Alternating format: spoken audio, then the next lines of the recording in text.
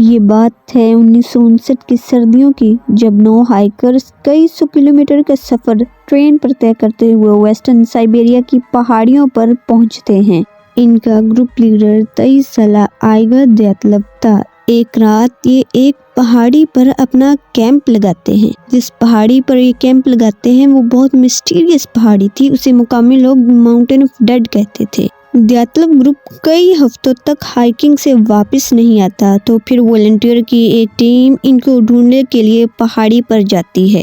وہاں پر سب سے پہلے ایک ٹینٹ ملا جو آدھا برف کے اندر دھنسا ہوا تھا، اور ٹینٹ کے باہر کچھ قدموں کے نشان بھی ملے، اور ٹینٹ اندر سے کٹا ہوا تھا، یعنی کوئی پھاڑ کر ٹینٹ کو باہر نکلا۔ یہاں بہت سے سوالات اٹھے کہ ایسی کیا ایمرجنسی تھی کہ دیاتلب گروپ ٹینٹ کو پھاڑ کر اتنی تیزی میں گیا، اور گئے تو کہاں گئے؟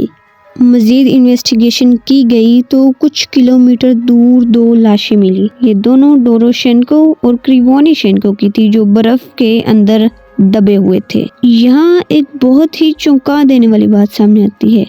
یہ دونوں بہت عجیب حالت میں تھے۔ یہ دونوں ہی مرے تو سردی کی وجہ سے تھے، مگر ان دونوں نے ہی سلیپنگ سوٹس پہنے تھے، یعنی کہ اتنی زیادہ سردی میں نہ گلوز، نہ سویٹر، نہ جرسی اور جوتے بھی نہیں پہنے تھے، جبکہ وہاں پر ٹیمپریچر -30 ڈگری سیلسیس تھا۔ تو یہ بہت ہی مسٹیریس چیز تھی۔ یہیں سے کچھ کلومیٹر دور درخت کے نیچے 3 اور لاشیں ملتی ہیں۔ یہ تینوں ڈوبینینا، سلوبوڈن اور آئیگر دیاتلب کی لاشیں تھیں۔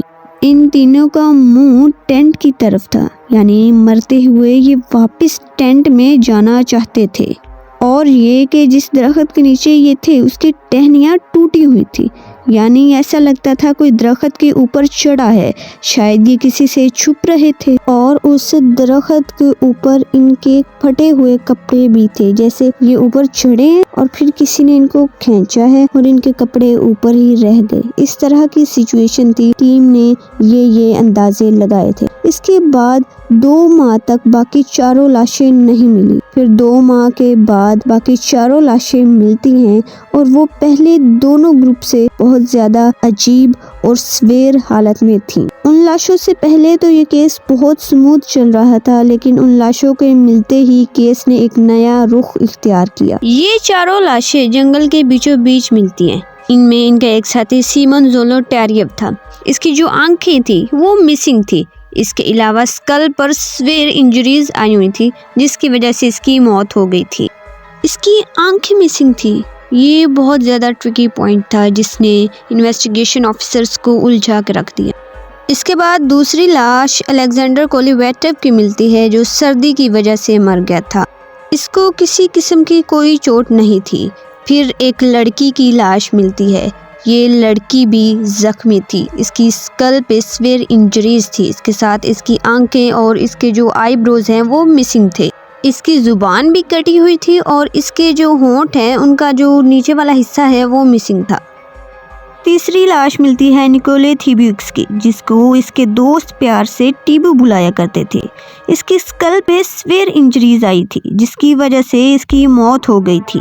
جب ان کی باڈی ایگزامینیشن کے لیے لے جائی گئی تو ڈاکٹرز کا کہنا تھا کہ ان کو جو چوٹیں آئی ہیں وہ ایسی نہیں ہیں جس طرح کسی ایولنچ میں چوٹیں لگتی ہیں، تو یہ ایولنچ کی وجہ سے تو بالکل بھی نہیں مرے۔ اس انویسٹیگیشن نے جوابات کے بجائے بہت سارے سوالات اٹھا دیے، جن کے جوابات وہ لوگ بھی نہیں دے پائے جو انویسٹیگیشن کے لیے وہاں گئے تھے۔ اس معاملے نے اتنی ہائپ پکڑی کہ مختلف ٹیمیں وہاں گئی، گورنمنٹ کی، پرائیویٹ اداروں کی، اور انویسٹیگیشن کرنے لگیں۔ جتنی ٹیمیں انویسٹیگیشن کے لیے گئیں سب اپنی اپنی تھیریز لے کر آئیں۔ اس کے متعلق 4-5 تھیریز ہیں کہ ان کی ڈیتھ کیوں اور کیسے ہوئی، وہ ہم آپ کو بتاتے ہیں۔ اس انسیڈنٹ کی 5 کامن تھیریز ہیں۔ سب سے پہلی لوگ کہتے ہیں کوئی UFO تھا، اور اس کی بھی ایک ریزن ہے۔ رات کو جس وقت یہ انسیڈنٹ ہوا تبھی مقامی لوگوں نے آسمان پر ایک چیز دیکھی چمکتی ہوئی جو بہت بڑی تھی، تو کہا جاتا ہے یہ UFO تھا، لیکن یہ سب افواہیں ہیں، ان کا کوئی ایویڈنس نہیں ہے۔ ہو سکتا ہے وہ کوئی راکٹ ہو، کوئی میٹیور ہو، ایسٹرائیڈ یا راکٹ کا کوئی پیس ہو جو آسمان پر چمک رہا ہو، اور مقامی لوگوں نے اسے UFO سمجھا ہو۔ دوسری جو موسٹ لاجیکل تھیری ہے وہ یہ ہے کہ کوئی ایولنچ آیا تھا جس کی وجہ سے ان کی موت ہوئی، لیکن ان کی جو چوٹیں ہیں وہ ایولنچ والی نہیں ہیں۔ دوسری بات، وہاں پر ایولنچ آنے کا کوئی ثبوت نہیں ہے۔ اور تیسری بات، یہ جگہ ایسی تھی جہاں ایولنچ آنے کے بہت کم چانسز تھے۔ ڈاکٹرز کے مطابق ان کو جیسے چوٹیں آئی ہیں یہ ایسی ہی ہوتی ہیں جیسے کسی کار کریش میں آپ کو آتی ہیں، تو یہ ایولنچ سے تو بالکل بھی نہیں ریزمبل کرتی، اس لیے یہ تھیری بھی غلط ثابت ہوتی ہے۔ یہ جو تصویر آپ دیکھ رہے ہیں یہ تقریباً ان کی آخری تصویر ہے جو دیتلف گروپ نے لی تھی، اور یہ لگ رہا ہے کہ کوئی یٹی کھڑا ہوا ہے، اس لیے یہ بہت سارے لوگ کہتے ہیں کہ یہ یٹی آیا تھا جس نے ان کو مار دیا اور یٹی کی وجہ سے ہی یہ کیمپ سے باہر نکلے، لیکن اس کا کوئی ثبوت نہیں ہے۔ وہاں یٹی کے ثبوت تو ملے ہی نہیں۔ یٹی ایک بہت بڑا جانور ہوتا ہے تو اس کے کوئی نشان تو ملنے تھے۔ اور ایک بات یہ کہ اگر یٹی کیمپ کے باہر موجود تھا تو یہ بھاگ کر باہر کیوں گئے؟ اور پھر یہی تصویر جب بعد میں اس کو اور سے دیکھا گیا تو معلوم ہوا کہ یہ آئیگر دیتلف کی تصویر ہے۔ ایک جو موسٹ لاجیکل ریزن بتایا جاتا ہے کہ ان میں ایک کے کپڑے ریڈیو ایکٹیو تھے، یعنی کہ رشین آرمی نے یہاں پر کوئی ایکسپیریمنٹ کیا تھا دیٹ گون رانگ، جس کی وجہ سے یہ سارے مر گئے۔ یہاں پہ ایک پوائنٹ یہ ہے کہ اگر آرمی نے ان کو مارا تو پھر ان کی زبانیں کس نے کاٹی اور ان کی آنکھیں کس نے نکالی؟ یہ ساری کنسپریسیز تھی جو مختلف ٹیموں نے آ کر بیان کی۔ کچھ تو یہ تک کہتے ہیں کہ مانسی لوگ جو مقامی لوگ ہیں انہوں نے ان کو مارا، لیکن وہ لوگ بہت ہی پرسکون اور امن پسند تھے۔ آخر کار کچھ مہینوں بعد یہ کہہ کر کیس کلوز کر دیا گیا کہ an unknown force that hikers were not be able to force killed them۔